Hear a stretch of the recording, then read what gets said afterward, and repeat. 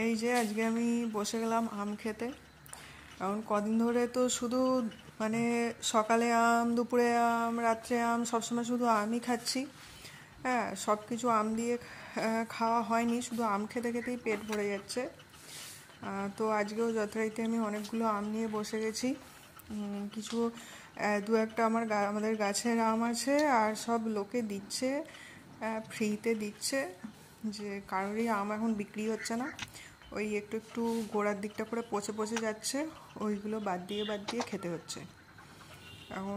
এখন আমি খাচ্ছি হচ্ছে হিমসাগর আম একটা।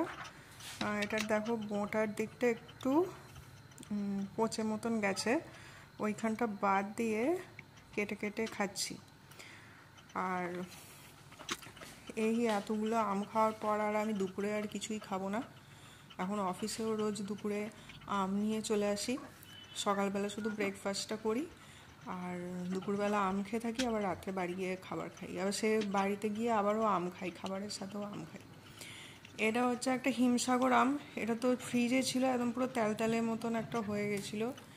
আচ্ছা, ওই আমটা আমি সাইডে রেখে দিলাম, কারণ হচ্ছে ওইটা খুব পাকা মিষ্টি আম, তো ওটা পরে খাবো বলে রেখে দিলাম। আর এখন যেটা খাচ্ছি, এই আমটা হচ্ছে একটা অন্য কে একজন দিয়েছে এই গাছের আম। এমনি দেখতে খুব সুন্দর, রসালো, খুব সুন্দর, মানে কোনো ছিবড়া টিবড়া কিছু নেই। কিন্তু হচ্ছে ব্যাপারটা হচ্ছে আমটা না, মানে খুব একটা টেস্টফুল নয় আর কি। মানে এই যে আমটা কেটে রেখে দিলাম, ওই আমটা যেরকম মিষ্টি, এটা অতটাও মিষ্টি না, খাওয়া যাবে, খারাপ না, খেয়ে নেওয়া যায়। ওটা খাওয়া গেলে এবার আরেকটা কাটছি। এটা একটা লম্বা গোছের কি আম, জানি না কে দিয়েছে, আমার মাকে সব কোথা থেকে লোকে দিয়ে যায়। আরও তো আম বিক্রি হচ্ছে না, সব ফ্রিতে দিয়ে যাচ্ছে, খাবে তোমরা বাড়িতে খাবে। আমার মা নিতে চায় না, তার সত্ত্বেও লোকে এসে দিয়ে যাবে। এই আমটা এমনি ভালো, কিন্তু আমার খুব একটা ভালো লাগেনি, কারণ যার ভালো ভালো জাতের আম খেয়ে অভ্যাস, তার এই সমস্তই, মানে এগুলো একটু বুনো আম টাইপের, একটু বুনো বুনো গন্ধ আছে। মানে লোকাল আম গাছ আর কি। এই আমগুলো না এমনি বিক্রি করলেও দাম বেশি, ওটা হিমসাগর আমেরই দাম নেই। পাল্লা বিক্রি হচ্ছে 30 টাকা 40 টাকা করে। তো মানে যারা আর কি বিক্রি করছে, মানে যারা কিনছে ফলওয়ালার কাছ থেকে, তাদের অনেক দাম দিয়ে কিনতে হচ্ছে ঠিকই, কিন্তু আমরা তো আমাদের বাড়ির সামনে দেখছি মানে হিমসাগর আম পাল্লা বিক্রি করছে, মানে যাদের গাছ তারা বিক্রি করছে 30-40 টাকা পাল্লা। এবার ওদের থেকে যারা আর কি ছোট ব্যবসায়ী, ওরা কিনে নিয়ে যাচ্ছে, কিনে নিয়ে বড় ব্যবসায়ীকে দিচ্ছে, এবার বড় ব্যবসায়ীর কাছ থেকে ফলওয়ালা কিনছে, এবার ফলওয়ালা সাধারণ মানুষকে বিক্রি করছে। এই করে করে দামটা একটু বেড়ে যাচ্ছে। আমি আমটা কি, মানে আমি এমনি খাওয়া দাওয়া একটু গুছিয়ে করতে ভালোবাসি, কিন্তু মানে আম খাওয়ার সময় না সব কেমন, মানে সব মেখে মুখে যায় আর কি। তো কি বিচ্ছিরি করে এই আমটা খেলাম। যাই হোক, আমি খাবার দাবার মানে একটু গুছিয়ে গেছে পরিষ্কারভাবে খেতে ভালোবাসি। এখনো দুটো আম আছে, কতগুলো আম খেলাম। আবার একটা ছোট আমও আছে সাথে। ওই ছোট আমটা খেতে খুব সুন্দর। আচ্ছা, এবারে কাটছি হচ্ছে, এটা হচ্ছে একটা হিমসাগর আম, এটা কোনো পচা টচা কিছু নেই, এটা একদম পুরো পারফেক্ট আমটা আছে। এটা কেন নিয়ে চলে গেলাম, এটা তো এখনো 2 দিন থাকতো।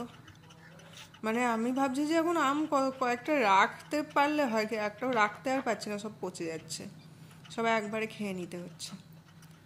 কি একবার এটা থেকে একবার ওটা থেকে খাচ্ছি, আসলে আমি বুঝতে পারছি না কোন আমটা আগে খাবো। ওই জন্য একবার এটা থেকে হামলাচ্ছি, আবার ওটা থেকে হামলাচ্ছি। ওই আমটা একটু পচে গেছিলো, পচেনি মানে একটু বেশি মজে গেছে, গাছ পাকা আম তো একটু বেশি মজে গেছে, সেই জন্য আর কি আগে খেয়ে নিচ্ছি। কারণ শেষ যে আমটা খাবো সেটা যদি কোনোভাবে টক হয়ে যায় না, তাহলে আর মুখটা একদম ভাল লাগবে না।